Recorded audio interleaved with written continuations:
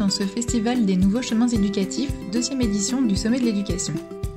Je vous présente aujourd'hui Julien Perron, que beaucoup d'entre vous connaissent sans doute, qui est réalisateur, producteur, conférencier et chef d'entreprise intuitif. Il nous parle aujourd'hui de sa vision de l'école de la vie, mais aussi de la manière dont il a su faire grandir ses projets et fédérer les énergies autour de lui. Bonne écoute. Alors, bonjour Julien, un grand merci d'avoir accepté de participer au sommet.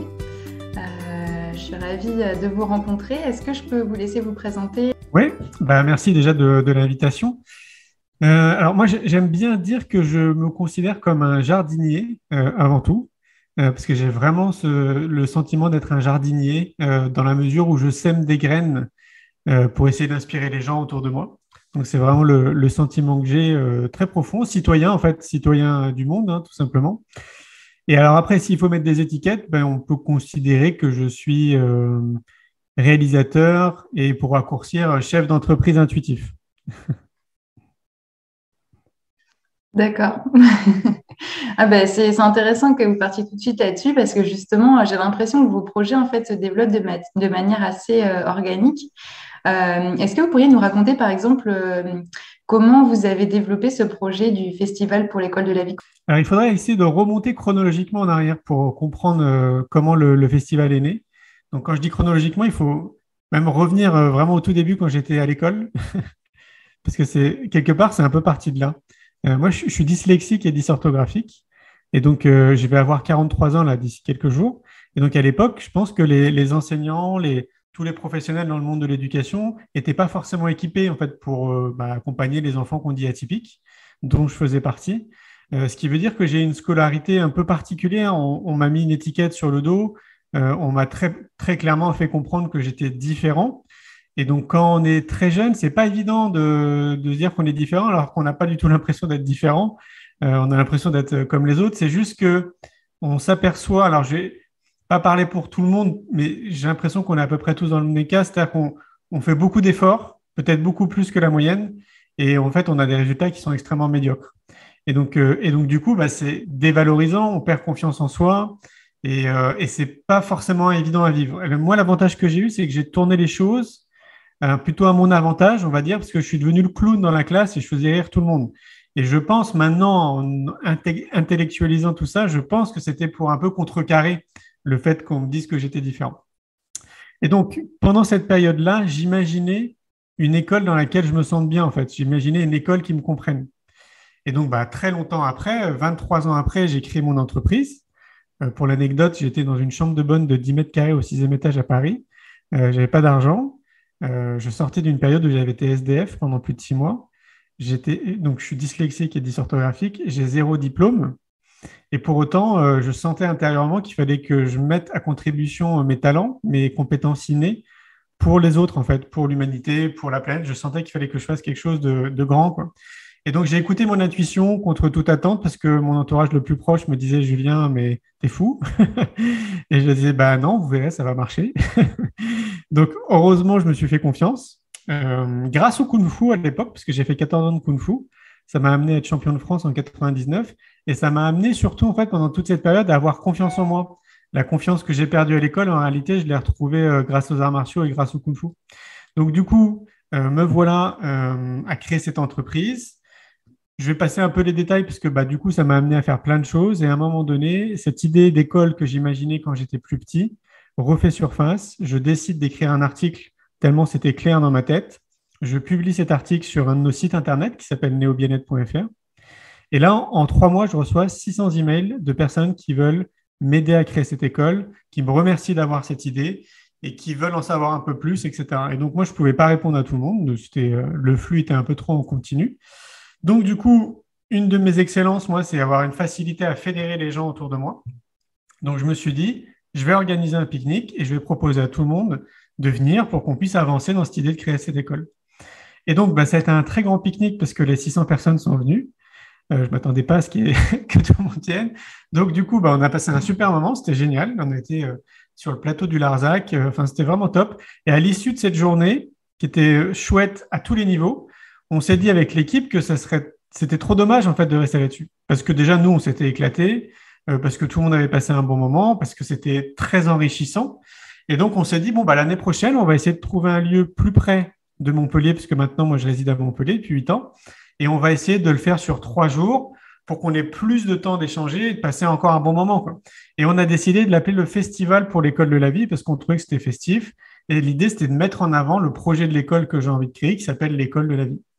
Et donc, on est passé d'un pique-nique de 600 personnes à l'année d'après à 9000 personnes qui sont venues au château de Flaugergues. Et donc là, bah, on s'est rajouté une casquette de créateur d'événements. C'était pas du tout notre métier. Et voilà, maintenant, ça fait 6 ans qu'il existe. Le festival, c'est toujours à Montpellier, au château de Flaugergues. Et maintenant, il y a plus de 15 000 personnes qui viennent de la France entière. Il y a un peu plus de 10 pays aussi qui viennent. Et il y a 220 exposants, 35 conférences, des animations, des débats, des spectacles. Plein de choses, en fait, pour essayer d'éclairer et de montrer qu'il y a plein de solutions pour les parents, les enfants et les enseignants, en dehors un peu du système classique. Et plein de personnes, en fait, qui se mobilisent depuis très, très longtemps, hein. Et donc, l'impression qu'on a, je ne sais pas si c'est le cas un peu partout dans le monde, mais l'impression qu'on a, c'est que ce n'est pas assez mis en avant. En fait, toutes ces solutions qui sont autour de nous, bah, il y a très peu de gens qui en parlent. Le mainstream n'en parle pas, l'éducation nationale n'en parle pas non plus. Donc, il y a quelques auteurs, évidemment, qui sortent des livres, mais il faut quand même être au courant.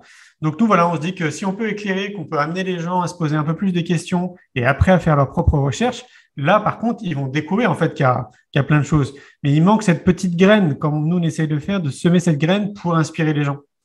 Donc, voilà, ce qui m'a amené à créer le festival pour l'école de la vie. Génial, ouais. J'y suis venue il y a quelques années et ouais, c'était super inspirant. Et c'est vrai que de même, hein, je crois beaucoup à l'inspiration, à l'exemple. C'est ça qui nous donne l'idée que oui, on peut le faire aussi, enfin, si ça existe. Et puis voilà, ça nous donne d'autres idées. Enfin, c'est comme ça que ça fonctionne, à mon avis. Ouais, génial. Et le film, en fait, c'était le film C'est quoi le bonheur pour vous? C'était avant ou après ce grand pique-nique et donc la création de ce festival? Alors, le film, lui, il est venu précisément. J'ai fait un premier film qui s'appelle C'est quoi le bonheur pour vous, qui est sorti en 2017. Et il y a déjà un peu plus de 2 millions de personnes qui ont vu le film. Il est en accès gratuit maintenant sur YouTube, pour ceux qui aimeraient le voir. Et donc, ce film a été une aventure extraordinaire aussi, parce que là encore, c'est pas mon métier, moi, de réaliser des films. Donc, j'ai réalisé ce film un peu en suivant une espèce de mood, de flow. Et donc, j'ai été dans plus de 350 salles de cinéma pour échanger après avec le public. 2 millions de personnes, c'est beaucoup, d'après ce que j'ai compris dans le monde du cinéma. Je l'ai rendu totalement J'ai enlevé tous les droits en fait du film, donc ce qui fait que chaque citoyen, peu importe là où il se trouve dans le monde, peut organiser les projections sans qu'il ait à payer quoi que ce soit. Donc, c'est aussi ce qui a permis la diffusion vraiment assez massive du film. Et donc, du coup, ce que je me suis aperçu, c'est que c'était un merveilleux outil en communication. Et donc, moi, j'avais envie de parler d'éducation parce que je trouve que c'est vraiment le levier hyper important sur lequel on devrait mettre vraiment beaucoup d'énergie. Et donc, comme à mon sens, tout part de là, je voulais faire un film justement en montrant un petit peu tous les acteurs, toutes les personnes que je rencontre depuis de nombreuses années et qui se mobilisent un peu à l'image du festival, qui se mobilisent pour essayer d'aider les parents, les enfants et les enseignants. Et donc, dans ce film, dans l'école de la vie, on aborde avec tous ces professionnels ce que pourrait être l'éducation idéale. En tout cas, une fois de plus, on sème des graines en apportant un regard un peu différent sur ce qu'on connaît, sur le conditionnement qu'on a eu, sur le système éducatif tel qu'il existe, quoi. Donc, ça a été plutôt une suite logique de C'est quoi le bonheur pour vous, dans la mesure où je voyais que c'était très impactant. Et moi, mon idée, c'est d'impacter un maximum de personnes pour poser un regard différent, en gros, pour accélérer un peu les prises de conscience. Et donc, du coup, on a été un peu gelés parce qu'il y avait une tournée qui avait commencé à s'organiser au Canada, en Suisse, en Belgique, au Maroc. Et puis, on a vécu ces premiers épisodes de confinement que tout le monde connaît. Et donc, tout ça, en fait, s'est arrêté. Donc, du coup, on l'a mis à un moment donné un peu à disposition pendant le confinement. Mais comme il venait de sortir, on ne pouvait pas le mettre en accès gratuit comme on l'a fait avec C'est quoi le bonheur pour vous. Donc, on attend maintenant que les choses se retrouvent à un semblant de normal pour reprendre un peu la route et continuer cette tournée qui a été gelée il y a 2 ans maintenant. Ouais. Ouais. Moi, il y a quelque chose que je trouve très inspirant chez vous, c'est qu'en fait, vous y allez, en fait. Enfin, c'est que vous, malgré justement, c'est ça qui est effectivement, je pense, le Kung Fu, ça vous allez, mais malgré donc un parcours scolaire qui ne devait pas être simple, en fait, ça ne vous a pas empêché de garder vraiment confiance en vous et de faire les choses même en commençant petit, parce que le premier film, C'est quoi le bonheur pour vous, si j'ai bien compris, vous l'avez en fait complètement auto-réalisé, auto-produit, c'est ça? En fait, vous êtes parti vous-même sur la route, c'est ça? Ça s'est passé comme ça? Oui, c'est exactement ça. Le deuxième film, L'école de la vie Mm. aussi, c'est pareil. Et d'ailleurs, c'est un beau D'accord. message. Parce que à l'époque, moi, j'étais quand même, et je le suis, je pense, encore un petit peu, mais je prends moins le temps. Je suis cinéphile, j'aime bien quand même aller au cinéma. Et c'est vrai que depuis que je suis arrivé à Montpellier depuis 8 ans, je prends beaucoup moins le temps. Mais tout ça pour dire que quand j'allais au cinéma, dans ma tête, et je pense dans l'inconscient collectif de beaucoup de personnes, bon, on n'imagine pas un jour qu'on va réaliser un film parce que on sait que c'est des budgets de millions et des millions d'euros. Puis c'est un métier, quoi, en fait, très clairement. Donc ça rentre pas, je pense, pour beaucoup de personnes, dans notre spectre de réalité. Par contre, les choses évoluent maintenant, je trouve, ces 5 dernières années, parce qu'on a accès à du matériel qui nous permet, en fait, avec des coûts qui sont, mais alors, 100 fois moins, voire 100 000 fois moins que ce que peut être un film de cinéma, faire des choses quand même qui sont assez jolies. Et moi, il y a un point qui est important dans ma vie, c'est la beauté. Et donc, je me suis dit, bah, quitte à faire un film, autant essayer de le rendre beau. Et donc, c'est aussi pour ça que je me suis équipé d'un drone et que j'ai fait des prises de vue aériennes. Mais bon, tout ça, j'ai appris sur le tas, hein. Moi, je fais partie de l'école où je suis autodidacte. Tout ce que j'ai fait jusqu'à présent, donc le festival pour l'école de la vie, le film. Après, on a créé un jeu de cartes qui s'appelle C'est quoi le bonheur pour vous, qui est la suite en fait du film C'est quoi le bonheur pour vous, pour ancrer vraiment tout ce qu'on apprend dans le film. Le congrès innovation en éducation, les séjours vélo, yoga et méditation, le magazine innovation en éducation, tout ça, en fait, je l'ai fait de manière purement intuitive et de manière autodidacte, c'est-à-dire j'ai appris sur le tas. Et je pense, alors certes qu'on est tous différents, c'est une évidence, mais par contre, on a quand même un tronc commun, et ça se vérifie maintenant à travers des études, c'est qu'on apprend, mais 10 fois mieux dans l'expérience, plutôt que assis sur une chaise à essayer de nous faire intégrer des savoirs et des connaissances, quoi. Et là, on est tous logés à la même enseigne et tout le monde peut le vérifier. Donc, je pense que j'ai peut-être un peu compensé et peut-être plus de facilité à apprendre à être autodidacte. C'est une possibilité parce que c'est vrai que pour certains, c'est plus simple que pour d'autres. Mais on a quand même ce tronc commun de dire que dans l'expérience, quand on vit les choses, bah, on apprend beaucoup plus. Et puis, alors moi, il y a quelque chose qui m'anime beaucoup, c'est la découverte, en fait. C'est de découvrir quelque chose que je connais pas et de tendre vers quelque chose qui me met en joie, surtout. Je fais les choses parce que ça me met en joie et que je sens que je vais m'éclater en fait là-dedans. Ça, on peut le transposer aussi à tout le monde. Si tu fais quelque chose qui te plaît, que tu connais pas, tu vas apprendre super rapidement. Donc, c'est peut-être une des clés de la réussite d'ailleurs, hein. Ça serait intéressant de se pencher davantage sur la question. C'est ce dont tu parlais aussi tout à l'heure, d'être dans le flow, en fait. C'est cette expérience où finalement on fait quelque chose qui nous anime, on fait avec plaisir et puis il y a un petit peu de challenge pour qu'on ait envie de continuer aussi, que ce soit pas trop répétitif. Ouais. Est-ce que tu aurais des conseils à donner justement sur l'intelligence collective, sur comment en fait animer une équipe, faire en sorte que ça fonctionne dans la durée en fait? Ouais. Bah, en fait, pour que ça dure sur du long terme, c'est très dépendant du porteur de projet. Donc, le porteur de projet, après, il va avoir aussi cette faculté à un moment donné à savoir bien s'entourer. Moi, j'appelle ça le cerveau collectif. Mais ce qui est déterminant, c'est avant tout le porteur de projet. Et pour que, peu importe ce qu'on a envie de faire, imaginons tu as envie de faire le tour du monde, je sais pas, de créer une entreprise, peu importe ce que c'est, si tu veux que ça dure sur de long terme, il faut que tu t'occupes de toi.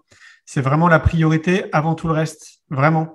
Donc, c'est essayer de trouver une routine dans sa vie de tous les jours pour se faire passer en priorité avant tout le reste. Alors, c'est pas évident parce que bah, dans notre société, globalement, on nous fait croire que c'est égoïste de se faire passer avant les autres, alors qu'on voit bien qu'en réalité, sur le terrain, c'est vraiment l'inverse. Moi, je recommande un bouquin d'ailleurs qui est très bien, qui s'appelle Réfléchissez et devenez riche de Napoléon Hill, qui m'a vraiment drôlement inspiré parce que quand tu lis entre les lignes, tu vois bien que tous ces grands chefs d'entreprise qui ont changé le monde, bah, ils faisaient ça notamment parmi plein d'autres choses, ils se faisaient passer en priorité et donc ils avaient trouvé des outils qui leur permettaient d'être bien dans leur corps et d'être bien dans leur tête. Et si toi, tu rayonnes de l'intérieur et de l'extérieur, bah forcément, ce que tu vas faire aussi va rayonner ou ce que tu as envie de faire, bah, ça va se mettre en place, quoi. Et c'est vraiment la condition sine qua non et je pense qu'on peut même le recommander à tous les citoyens. C'est, à mon sens, je vais aller plus loin, c'est une responsabilité citoyenne, en fait, de s'occuper de soi. Et comme on ne nous l'a pas appris, ça fait pas partie de notre système éducatif, bah, c'est pas forcément logique. C'est logique de se brosser les dents, d'aller prendre une douche, de manger. Tout ça, c'est devenu une routine de notre quotidien. Mais faire du sport, manger sainement, faire attention à son sommeil, aller le plus souvent dans la nature, se couper des informations négatives, je sais pas, faire des exercices de relaxation quotidiennement. Tout ça, ça fait pas partie de notre réalité quotidienne. Et pour autant, ça devrait parce que tous ceux que je connais autour de moi et moi pour l'appliquer depuis au moins une vingtaine d'années, ben, ça change tout en fait parce que tu es déjà bien dans ta tête et dans ton corps tous les jours. Donc, ce qui veut dire que tous les événements de la vie, tu vas les affronter de manière totalement différente qu'une personne qui ne serait pas dans cette optique-là. C'est-à-dire que tu es beaucoup plus éclairé, tu as plus de recul, tu es plus connecté à ta partie intuitive et ta partie créative. Et donc, forcément, c'est plus simple de mener à bien des projets, c'est plus simple d'avoir des objectifs de vie, tu vois, et de les tenir, quoi. Mais la base pour tout le monde, c'est déjà de commencer à s'occuper de soi et de le maintenir sur du long terme. Si tu le fais pour toi, si tu arrives à trouver cette rigueur en fait pour toi et cette routine, après tu l'appliques dans tout ce que tu as envie de mettre en place. Et c'est pour ça que moi, à l'époque, c'est le Kung Fu, je pense, qui m'a apporté cette rigueur et qui m'a bien cadré et qui m'est vraiment très utile encore maintenant. Parce que ce que j'ai découvert à travers le Kung Fu, je l'applique en gros dans mon activité professionnelle. Et force est de constater que ça fonctionne. Mais vraiment, à défaut de me répéter, parce que je trouve qu'on ne le dit pas assez, c'est prenez soin de vous et trouvez vraiment les bons outils qui sont bons pour vous. Quelle alimentation est bonne pour vous? Quel sport est bon pour vous? De combien d'heures de sommeil vous avez besoin? Idéalement, ne mettez pas de réveil le matin, parce qu'il y a plein d'études maintenant qui le montrent, ça stresse notre corps pour toute la journée. Allez le plus souvent en pleine nature. Pour tous ceux qui sont un peu cartésiens, maintenant, on est entouré d'études. Les bienfaits de la nature, les bienfaits du sport, les bienfaits d'une alimentation saine, les bienfaits d'exercices de relaxation. Tout ça, maintenant, pour les cartésiens, il y a plein d'études. Faites des recherches sur les moteurs de recherche, vous allez voir, c'est rempli d'études. Donc, si c'est bon pour nous, bah forcément, bah après, c'est bon pour plein d'autres choses.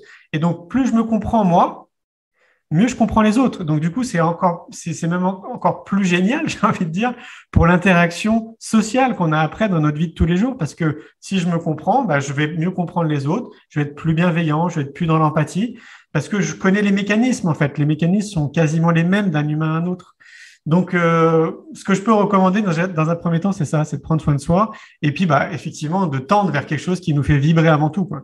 Faut pas faire, à mon sens, il faut pas faire quelque chose pour gagner de l'argent. Il faut pas faire quelque chose pour soi. Il faut faire quelque chose dans un premier temps pour les autres, en fait. C'est un des points que j'ai découvert à travers le film C'est quoi le bonheur pour vous? Parce que j'ai quand même interviewé 1500 personnes dans 25 pays. Donc, il y a des choses qui sont ressorties. Et une chose qui ressort, qui a été validée aussi par d'autres études, c'est l'être humain a besoin de se sentir utile. On a besoin, en fait, de se sentir utile pour les autres. Dans un premier temps, ça peut être, je sais pas, pour notre famille, pour notre chérie ou autre, pour nos enfants. Et puis, plus largement, on sent, en fait, que ça nous apporte du bien-être. Ça nous fait plus plaisir de faire un cadeau plutôt que de le recevoir.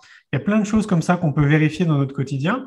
Et donc, réussir à mettre à contribution ces excellences, ces compétences innées pour les autres, pour le bien commun, c'est le meilleur moyen de tendre vers le bonheur, de tendre vers un mieux-être. Et c'est le meilleur moyen de mener à terme des objectifs qu'on s'est fixés, quoi. Dans la roue de médecine, en fait, il y a 4 phases. Et donc, il y a la phase en fait, où tu démarres, la phase où tu es vraiment dans l'action. Puis, tu as une phase où tu décélères. Et en fait, après, une phase où tu es plus dans une sorte de quête de vision. J'ai l'impression que toi, tu pratiques d'une certaine manière en partant, par exemple, quand tu pars en vélo, l'été, etc. Et est-ce que tu le vis comme ça? Et est-ce que tu prévois des moments comme ça, par exemple, avec ton équipe pour justement nourrir cette vision et ce sens dont tu parlais qui sont essentiels? Alors, oui. Un des premiers déclics que j'ai eu dans ma petite vie, c'est à l'âge de 10 ans. À 10 ans, j'ai fait partie d'un programme scolaire et on a été pendant un mois aux États-Unis. Donc, toute la classe, on était chacun dans une famille et on allait en parallèle à l'école. Et donc, ça a été le premier gros déclic parce que j'ai découvert que j'étais très à l'aise. Alors que 10 ans, tu vois, c'est quand même très jeune de quitter son foyer. Nous, je prenais la première fois l'avion. Enfin, c'était… Et en fait, quand je suis revenu en France, déjà, je voulais pas repartir des États-Unis et j'ai dit à mes parents que moi, j'avais envie de voyager parce que j'avais eu l'impression d'apprendre, mais tellement plus que sur les bancs de l'école, que du coup, ça fait partie de mon équilibre. Donc, habituellement, hors contexte qu'on vit depuis 2 ans, normalement, je me balade 6 mois de l'année un petit peu partout dans le monde parce que déjà, je trouve que le mouvement, c'est la vie et la vie, c'est le mouvement. Et moi, je me sens vraiment dans la vie quand je suis dans le mouvement. J'ai créé mon activité à l'époque, il y a 20 ans en arrière, parce que justement, j'aime voyager. Et donc, une de mes idées, c'était de me dire comment créer une activité qui me permettra de voyager en même temps de pouvoir au moins subvenir à mes besoins premiers, c'est-à-dire manger et dormir, quoi. Donc, moi, j'aime bien travailler dans des bars, travailler un peu partout, en fait. Disons que le bureau, la planète, c'est mon bureau, quoi. Et donc, hors de tout ça, j'aime bien à un moment donné avoir quelques jours, quelques semaines, parfois un mois, où je pars seul avec mon sac à dos et je réserve juste l'hôtel dans le pays dans lequel je vais. Et après, j'aime bien me laisser porter par le flow, par le fluide des rencontres. Et voilà. Et puis là, pour moi, c'est vraiment la vie. Un peu comme quand je fais des séjours vélo, yoga et méditation, ou quand je pars tout seul avec mon vélo. Là, cet été, je suis parti avec un pote. J'aime bien ça parce que là, je me sens dans la vie, en fait. Je me sens vraiment vivant. Je suis en connexion avec le vivant en permanence. Je suis tout le temps dehors, je suis dans ma tente, je me lève le matin, j'ai les pieds dans la terre, je fais mon yoga dans la terre, les pieds dans la terre. Euh, on est en contact avec tout le vivant, ouais, que ce soit les êtres humains, les animaux, les plantes, etc. Et moi, ça me nourrit, mais si tu savais à quel point, enfin, c'est vraiment là où je me sens vivant. Quand je suis ici, entre quatre murs, je ne me dis pas que je me sens pas vivant parce que je m'occupe de moi et tout va bien, mais à choisir, je préfère être dehors, très clairement. Et donc, je l'applique à moi, ça inspire les gens qui sont aussi autour de moi, forcément. C'est très inspirant. Donc, chacun trouve après les outils dont je parlais qui sont bons pour lui pour être un peu dans ce mood-là. Et quand je fais ça, ben, forcément, je m'extrais, tu vois, de ma zone de confort. Et donc, du coup, je prends du recul et j'ai le sentiment que ça me fait que je suis plus connecté encore beaucoup plus à ma créativité, à mon intuition. Et souvent, en fait, j'ai plein d'idées. Donc, j'ai pris l'habitude de tout noter. Donc là, par exemple, sur mon bureau, j'ai encore une liste de 16 projets que j'ai envie de mettre en place. Et donc, à chaque fois que j'ai des idées, je les note.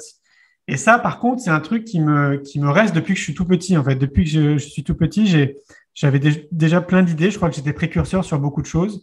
Et en fait, mon frère, mon grand frère qui a 5 ans de plus que moi, à chaque fois, il se moquait de moi parce que je lui disais, putain, merde, je l'ai dit ça il y a 2 ans, quoi. Et en fait, il ne me croyait pas. Et une fois, je lui ai dit, écoute, maintenant, je vais prendre l'habitude de les noter et je vais mettre la date et l'horaire à laquelle j'ai eu cette idée. Et il a pu vérifier par lui-même, avec les années, que oui, en fait, j'étais précurseur sur plein de choses, quoi. Et ça continue encore parce que je pense que ça fait partie un peu de ce que je suis. J'aime bien ce côté Indiana Jones à ouvrir des chemins, à ouvrir à défricher, tu vois, et qu'après il y a des gens qui viennent et qui mettent en place d'autres choses. Je me sens très à l'aise là-dedans. Donc, donc oui, j'essaie de le faire. Alors, j'ai une composition en fait structurelle au niveau de mon entreprise qui est très particulière. C'est-à-dire que quand j'ai créé mon entreprise, donc il y a une vingtaine d'années, j'ai fait un peu comme tout le monde. Donc j'ai eu des salariés, j'ai eu des stagiaires, etc. Et avec le temps, je me suis aperçu que je passais beaucoup de temps à gérer les équipes, donc à gérer l'humain, donc à peu près 50% de mon temps et 50% à être dans la créativité, dans le développement de mon entreprise. Et j'ai senti au fur et à mesure que ça ne me correspondait pas en tant que dans mon énergie. Et donc, du coup, j'ai proposé, quand j'ai quitté Paris, à l'équipe qui était existante, qu'ils deviennent prestataires de services. Pourquoi? Parce que, en fait, alors je ne sais pas si c'est le cas dans tous les pays, mais je vais prendre l'exemple de la France. En France, quand on est salarié, on a un statut, on a une étiquette. Et quand on est patron, on a une étiquette, qu'on le veuille ou non. Et même si tu es le patron le plus inspirant du monde et le salarié le plus inspirant du monde, en fait, on a quand même cette étiquette. Et donc, malheureusement, rares sont les salariés à être très impliqués dans ce qu'ils font vraiment à 100%. C'est assez rare parce que, voilà, il y a ce conditionnement sociétal qui fait que quand tu es salarié, tu es salarié, quoi. Donc, je me suis aperçu de ça et je me suis dit que quand tu es prestataire de service, tu es responsable de ta vie. Tu es responsable de ton activité, à toi de la développer ou pas, et donc à toi si tu as envie de payer tes factures, si tu as envie d'atteindre tes rêves, etc., de faire en sorte de développer ton activité, quoi. Et donc, l'autre point qui m'intéresse dans le prestataire de service, c'est que c'est généralement des gens qui sont très pointus dans ce qu'ils font. Et donc, ce qui fait qu'à l'heure d'aujourd'hui, j'ai une vingtaine de prestataires de services avec lesquels je bosse. Moi, maintenant, je suis le seul salarié dans mon entreprise. Et donc, toutes les autres personnes, ça fait très longtemps qu'on travaille ensemble, mais ce sont des prestataires de services. Et moi, ça me dégage une liberté qui est beaucoup plus grande pour notamment être 6 mois de l'année un peu partout dans le monde et continuer à travailler avec les gens avec qui j'aime bien bosser, quoi. Donc, c'est tous des gens qui sont comme moi dans mes valeurs, mais comme ils sont répartis eux aussi aux 4 coins du monde, à Séoul, au Brésil, en France, etc. En fait, on se voit par Skype ou par Zoom, mais on sait jamais, pour beaucoup, on s'est jamais rencontrés physiquement. Et c'est marrant que tu me parles de ça parce qu'il n'y a pas longtemps, j'ai fait ce que j'appelle des séminaires en fait d'immersion avec une agence avec laquelle je me suis associé pour le magazine qu'on a créé qui s'appelle le magazine Innovation en Éducation. Et l'agence, elle s'appelle Progressif Media. C'est la première fois que je m'associe avec une agence pour créer un projet pour aller beaucoup plus loin que ça, quoi. Et donc, on a décidé de passer tout un week-end ensemble. Donc, on était une dizaine. On a trouvé un gîte et puis il y avait tout sur place. Tu sais, il y avait baby-foot, billard et tout, etc. Et moi, j'aime beaucoup ça, en fait. J'aime associer le côté ludique et en même temps le côté professionnel. Donc, ce qui veut dire qu'on s'allouait des plages comme ça quand on le sentait de 2-3 heures pour bosser.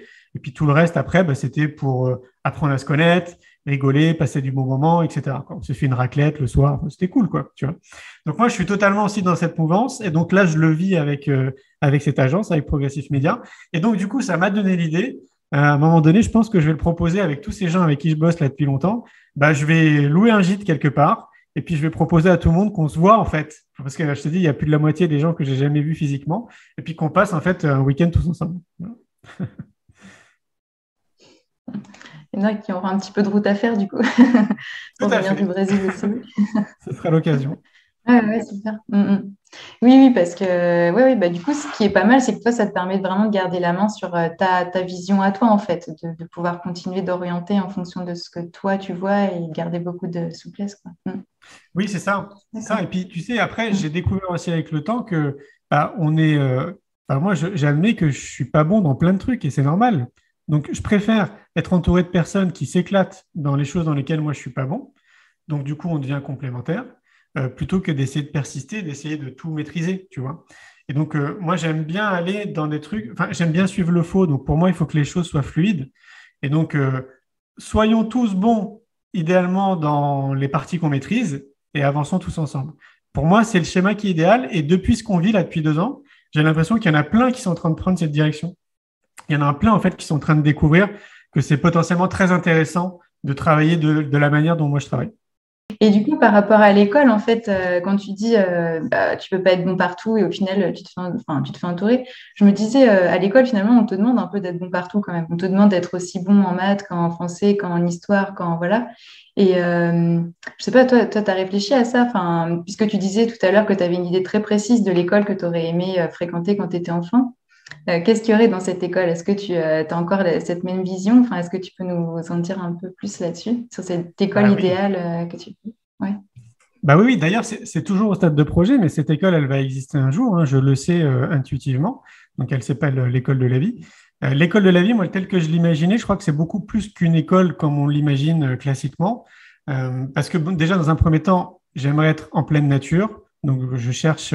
Alors, on m'a proposé plein de terrains, donc maintenant, je ne cherche plus. Mais l'idée, c'est d'être sur un terrain qui fasse au minimum 30 hectares à peu près, pour qu'on puisse poser l'école ici, pour qu'on puisse faire de la permaculture, pour que les enfants puissent mettre les mains dans la terre et découvrir vraiment ce que c'est une plante, comment ça pousse, etc. Qu'il y ait des poules, qu'il y ait des animaux, etc. Et au-delà de l'école, j'imagine d'autres bâtiments.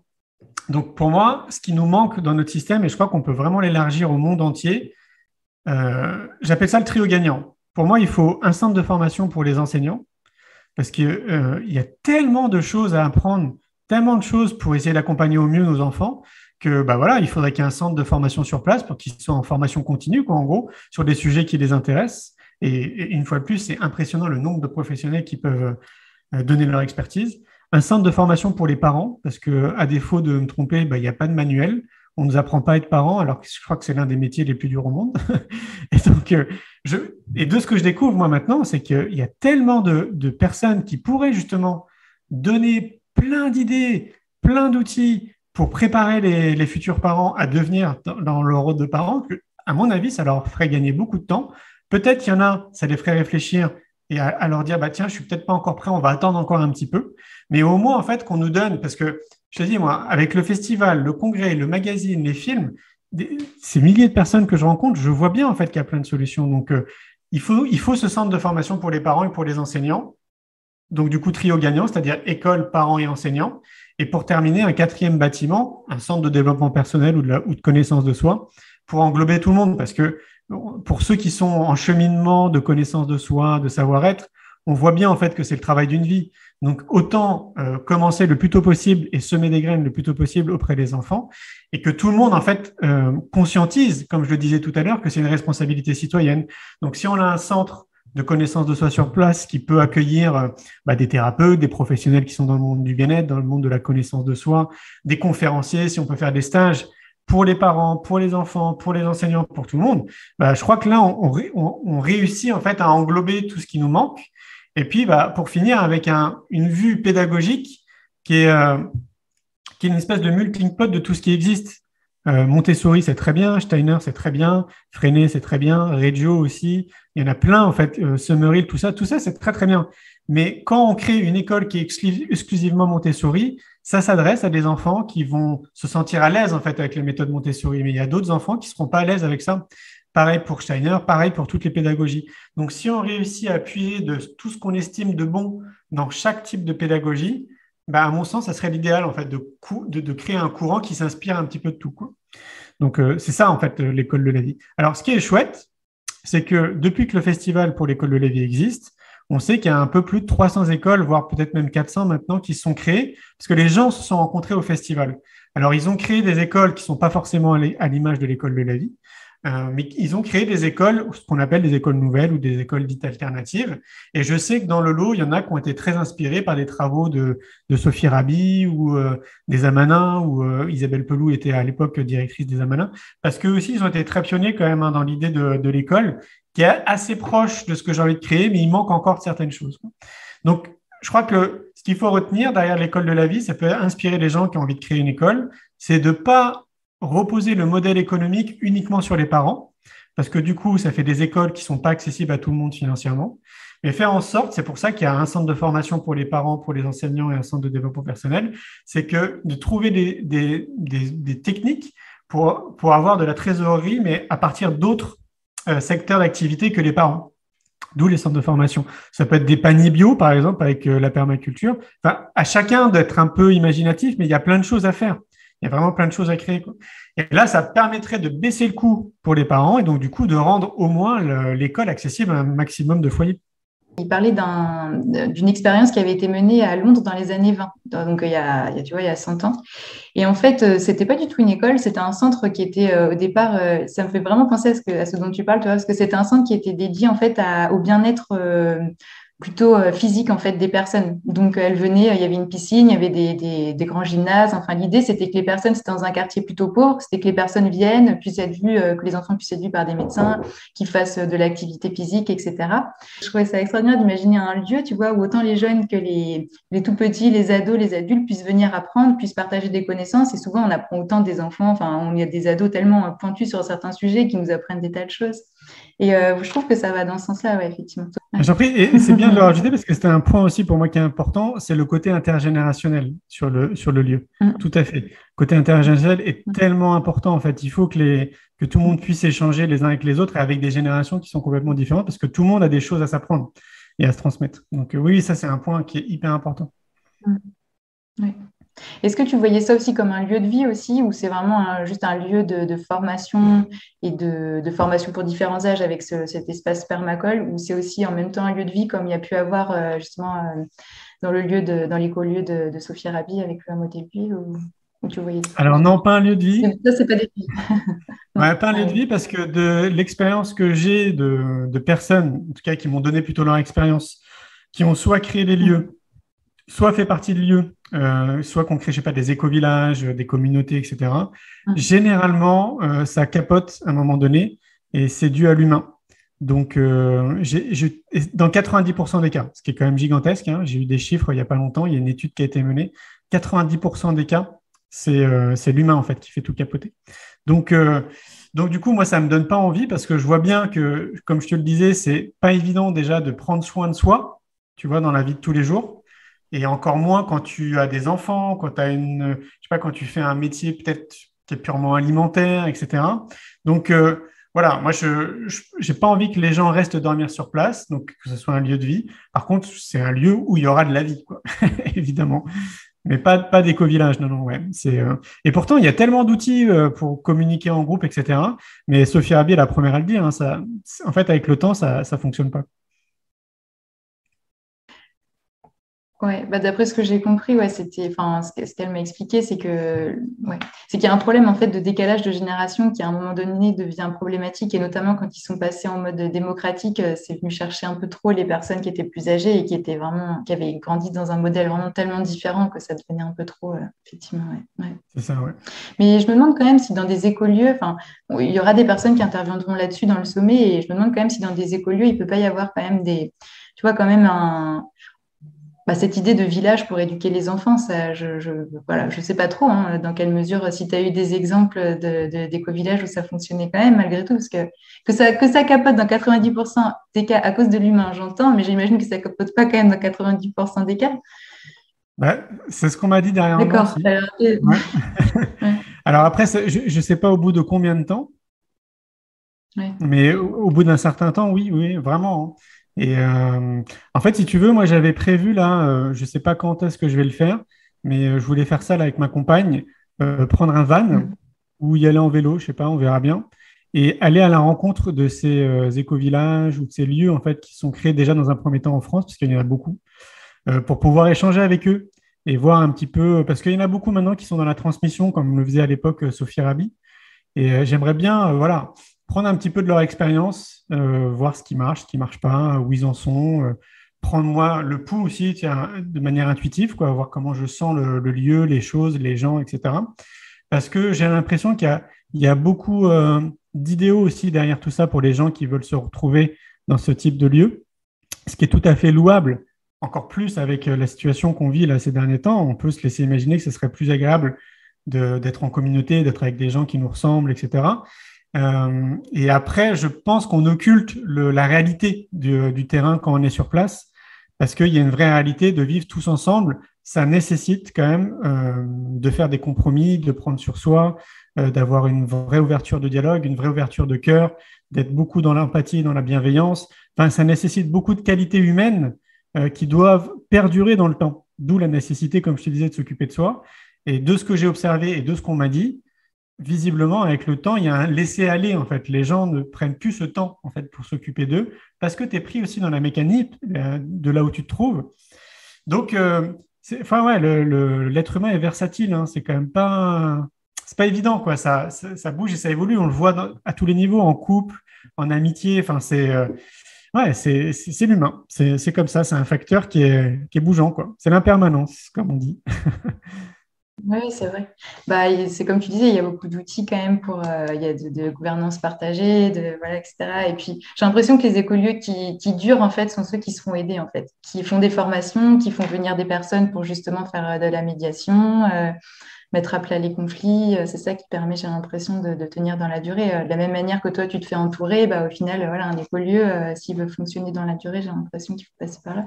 Parce qu'en même temps, tu donnais l'exemple du couple. Alors, c'est vrai qu'au-delà de la lune de miel, souvent, il faut un peu sortir les rames au début, mais en même temps, tu vois bien que dans la durée, il y a aussi des choses qui se mettent en place qui sont quand même très belles. Enfin, et c'est justement parce qu'on se connaît depuis longtemps que aussi il peut émerger des nouvelles choses et que le 1 plus 1 n'est plus égal à 2, mais à 3 et à beaucoup plus. Hein. Et donc, c'est un peu dommage de se dire que ça puisse pas tenir. Ouais. Bon, si tu fais ce tour de France, du coup, on aura des nouvelles. Moi, je suis intéressé en fait d'avoir les points de vue des autres. Je sais qu'il y a deux cinéastes qui ont fait des films là-dessus. C'est-à-dire Oui. avant que je le fasse, il y en a qui sont partis comme ça justement à la rencontre de certains lieux. Donc, je ne sais pas si c'est les mêmes lieux que moi j'ai envie d'aller voir, mais en tout cas, il y a eu deux films qui sont sortis là-dessus. Et donc, évidemment, eux, ils apportent leur propre regard et leur propre filtre, et puis des échanges qu'ils ont eu avec les gens, des parties qu'ils ont sélectionnées pour le film. Mais je pense que dans ce type de projet, c'est hyper intéressant de croiser les regards, de croiser les points de vue, des expériences de chacun. Parce que moi, ce que je te dis, c'est le fruit de mon expérience, de mon histoire et des gens que j'ai rencontrés. Et peut-être que si toi, tu le faisais ou que tu l'as déjà fait, il se peut que tu aies une vision très différente de ce que je suis en train de dire. Donc, pour moi, ça me semble très délicat de me lancer là-dedans, donc d'en faire vraiment un lieu de vie. Donc, je ne pense pas que je me lancerai dans cette expérience-là. Maintenant, il y en a d'autres qui le font et peut-être qu'ils le font très bien et tant mieux. Parce que au-delà de ça, je te dis, j'ai l'impression que beaucoup de gens qui se retrouvent dans des lieux comme ça, c'est parce qu'ils en ont marre un peu de la société et qu'ils ont envie de vivre un peu en huis clos. Et je ne suis pas sûr que ce soit la solution, tu vois. Mais comme on est tous différents, moi, je trouve que la solution, c'est d'essayer d'inspirer les gens autour de nous à être la meilleure version d'eux-mêmes. Donc, si on reste que dans un vase clos, dans notre propre communauté, on va peut-être s'inspirer les uns les autres, mais du coup, on va peut-être pas rayonner suffisamment pour inspirer d'autres personnes autour de nous, à part s'il y a un porteur de projet qui prend son bateau de pèlerin et qui va sillonner la France ou le monde en disant, voilà, nous, on a créé cette communauté, voilà, ça cartonne, ça marche super bien à tous les niveaux, voilà comment on fait, si vous voulez faire la même chose, faites-le, c'est génial. Mais je ne sais pas s'il y en a qui le font, quoi. Donc, moi, voilà, je trouve qu'il y a tellement de choses à apporter dans notre société pour essayer un peu d'éclairer les gens à avoir un regard différent en tout cas, je ne pense pas que ce soit mon chemin, en fait, de créer des communautés comme ça, parce que j'aurais toujours le sentiment de rester comme ça en huis clos. Tu vois, l'école de la vie, moi, très clairement, mon idée, c'est d'en faire un dossier très précis, étape par étape, de tout ce qu'on a fait, en fait, pour créer cette école, tout ce qu'on a essuyé comme échec, tout ce qui a été compliqué, toutes nos réussites, ce qu'on a appris, tout, etc. Et une fois que, je pense qu'il faut à peu près 5-6 ans au moins pour qu'un projet soit vraiment viable, et une fois qu'on a un bébé en fait qui tient vraiment bien la route, c'est porter ce dossier et là, aller frapper à toutes les portes, faire un grand tapage médiatique, faire ce que je sais faire, quoi, en gros, pour faire connaître ce type de projet en disant, nous, on l'a fait et ça fonctionne. Voilà comment on a fait, c'est gratuit, c'est cadeau, quoi. Ok. Oui, oui, ça me parle tout ce que tu dis. Effectivement, si on va là-dedans, plus dans un esprit de fuir quelque chose plutôt qu'avec une vision, c'est vrai que ça risque d'être. Et puis, ce que tu dis sur l'ouverture au monde, en fait, c'est dans le titre L'école de la vie. Et puis, je pense que toutes les personnes, par exemple, qui font du unschooling ou justement qui sont intéressées par les alternatives en éducation, ce qu'on veut, c'est ouvrir, en fait, les enfants au monde et non pas justement les enfermer entre les quatre murs de notre maison ou d'une école ou quoi que ce soit. Donc, oui, ça me C'est ça. parle. Effectivement. Et j'aurais juste une dernière question sur comment tu vois l'échec. Est-ce que l'échec, ça a encore un sens pour toi? Et parce que je trouve que c'est une question intéressante, parce que quand on lance des projets, parfois on ne le fait pas parce qu'on a juste peur de se planter, en fait. Ben oui. Ah bah oui. Et moi, je dis, mais heureusement qu'on se plante. Parce que s'il n'y avait pas d'échec, je pense qu'il y aurait plein de choses qu'on utilise aujourd'hui qui ne seraient pas là, quoi. Parce que au début, ça ne marche pas forcément. Enfin, forcément. C'est pas forcément logique, mais il y a de fortes chances qu'au premier essai, ça ne marche pas tout de suite. Ou alors qu'on soit un peu obligé d'affiner pour que ça fonctionne bien. Donc, le seul point qui est délicat en France, c'est que l'échec, il est vraiment pointé du doigt comme quelque chose de mauvais. Alors qu'aux États-Unis, là où tu te trouves, là, c'est plutôt vu d'un œil positif, quoi, pour le coup. Parce que si tu t'es trompé, a priori, tu ne vas pas faire les mêmes erreurs et tu vas faire que progresser. Et ça me paraît la vision la plus logique des choses. Sauf que nous, effectivement, en France, c'est très mal vu. Les banques ne te soutiennent pas si tu as planté une entreprise, par exemple. Enfin, il y a plein de choses comme ça. On le voit aussi à l'école, hein. L'échec, c'est très mal vu. Donc, moi, je pense que c'est très important qu'il y ait des échecs. Par contre, il faut développer des compétences qui te permettent d'analyser cet échec et de pouvoir rebondir en fait dessus. Et pour mieux rebondir dessus, il faut avoir un regard éclairé où tu vas prendre du recul et te dire, bon, voilà les erreurs que j'ai faites, j'ai compris, je continue d'avancer, mais ces erreurs-là, je ne vais pas les faire. Je ne vais pas les refaire une deuxième fois, quoi. Une fois, mais pas deux. Et moi, je crois plutôt en ça, quoi, parce que oui, moi, quand j'ai créé mon entreprise, t'imagines, pas de diplôme, pas d'argent, je me lance dans un secteur, dans le tourisme que je maîtrise absolument pas. Forcément, au début, je me suis planté, c'était pas évident. Donc, j'ai bien vu au fur et à mesure que j'étais en train d'affiner à chaque fois, en fait, tu vois, à chaque fois que je me plantais, je disais, OK, ça, c'est pas bon. C'est comme si tu étais sur un bateau et que tu rectifiais à chaque fois ton cap, tu sais. À un moment donné, je l'ai un peu ressenti de cette façon. Et je sens d'ailleurs encore maintenant, hein, je suis toujours en train de réaffiner le cap tout le temps en permanence.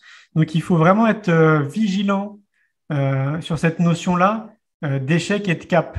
Parce que quand tu lances des projets, parce que là, visiblement, on s'adresse quand même plutôt à des porteurs de projets, si j'ai bien compris. Oui, mais aussi juste des parents, des enseignants, mais qui auraient justement, parce que ce que je me dis, c'est que, je veux dire, on voit que ça n'avance pas au niveau global, enfin, ça avance doucement, en tout cas, c'est mon point de vue. Et donc, du coup, je me dis, c'est aussi à chacun de se dire, voilà, j'ai envie qu'il y ait quelque chose qui existe, et je le fais. Mais voilà, on n'a pas besoin d'attendre de faire quelque chose de grandiose, tu vois. D'accord. Ah oui, ça rejoint totalement ma vision. Moi, j'ai toujours dit qu'on n'est jamais mieux servi que par soi-même. Donc, c'est clair que si on attend à chaque fois de l'extérieur que les choses bougent, on peut toujours attendre très, très longtemps, quoi. Et en plus, là-dedans, c'est qu'on risque pas grand-chose. Qu'est-ce qu'on risque à tester des choses? Si on est un minimum raisonné, on ne va pas se lancer dans quelque chose où on va essuyer des pertes financières colossales, où on va se mettre dans une situation qui est extrêmement compliquée. Si on fait un minimum de raisonnement, on ne va pas faire ça. Donc, moi, je pars du principe qu'il faut vraiment se lancer, surtout si c'est quelque chose qui nous anime. Hein. Une fois de plus, si on sent vraiment que c'est un truc qui nous porte et qu'on a envie de le faire parce que, je ne sais pas, il faut le faire, quoi, en gros. Ça, là, dans ce cas-là, il ne faut pas hésiter, quoi. Il faut vraiment aller dans cette direction. Donc, ouais, je pense qu'il faut vraiment changer notre regard, mais pas que sur l'échec, sur la vie de manière un peu globale. Tu sais, en fait, moi, ce que j'ai appris avec le temps, c'est que le cultiver ses pensées positives, c'est un peu comme un muscle à la musculation. Et je le vois là dans ce qu'on vit depuis 2 ans, bah, il y a des gens qui sont très happés en fait et qui sont très tirés vers le bas par rapport à tout ça.